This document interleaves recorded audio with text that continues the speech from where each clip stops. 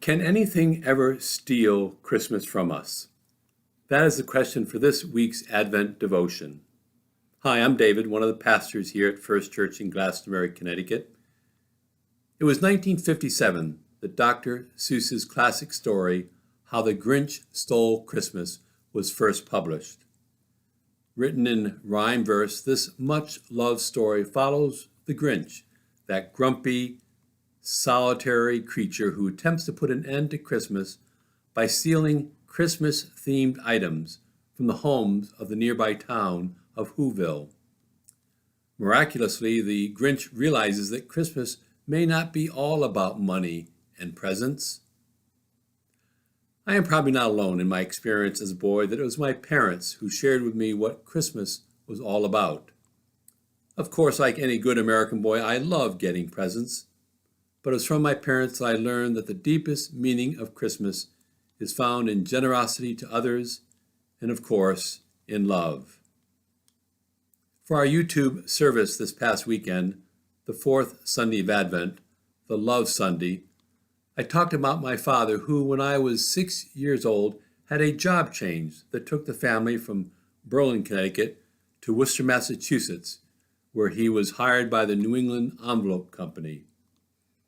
As I shared in the sermon, the job ended up not being a happy one for him, but at his funeral, my dad died at the age of 56 of a heart attack while playing tennis. A worker at the envelope factory walked up to me and said, "You don't know me, but when I came to Worcester, my family and I were really struggling financially, and your father just gave. He just gave." My mother lived another 45 years after my dad's untimely death, and as many of you know, she died peacefully just last year at the age of 99. And certainly for many, if not most of us, Christmas memories are perhaps most shaped by our mothers. I once asked my mother what she remembered most about Christmas Day. Her reply, being very tired. That, of course, made me feel not really good for being the youngest of 4 children, all born within 5 years of each other in those post-World War II years. I believe I was the most exhausting of the bunch as Christmas drew near.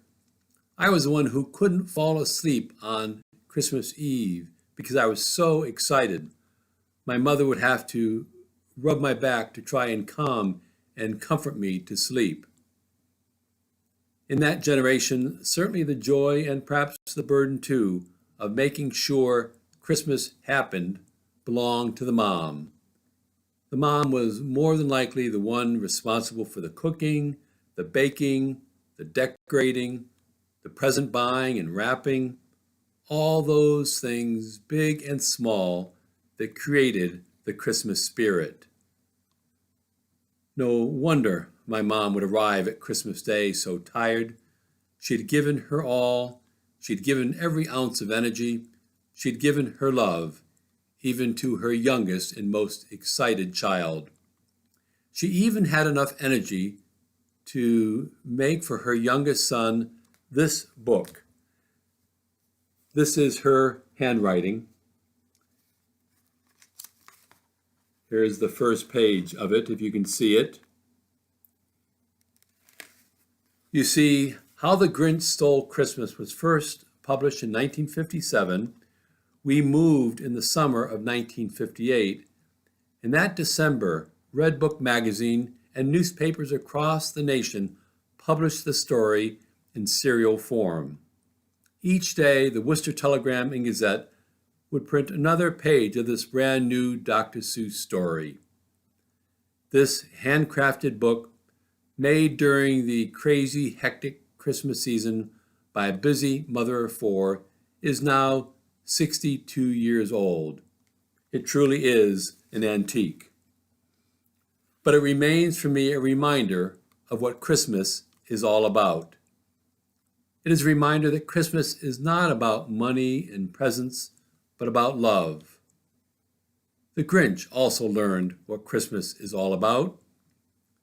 It came without ribbons, the Grinch said, It came without tags. It came without packages, boxes, or bags. Maybe Christmas doesn't come from a store. Maybe Christmas means a little bit more. Can anything ever steal Christmas from us? I suppose this year someone might try to make the case that the pandemic has stolen Christmas from us. Or any year for that matter, someone could perhaps say that Christmas can be stolen from us, stolen by the sadness of loss, illness, grief, despair, or the knowledge of the suffering and hurt in our world. But truly, Christmas doesn't come from a store. Christmas does mean a little bit more. And so nothing can steal from us that true meaning, that true purpose, that true significance of Christmas is the love that has come into our world and come into our lives with the Christ child. And so, friends, may we share that love with one another and with an often hurting world this day and every day. Amen.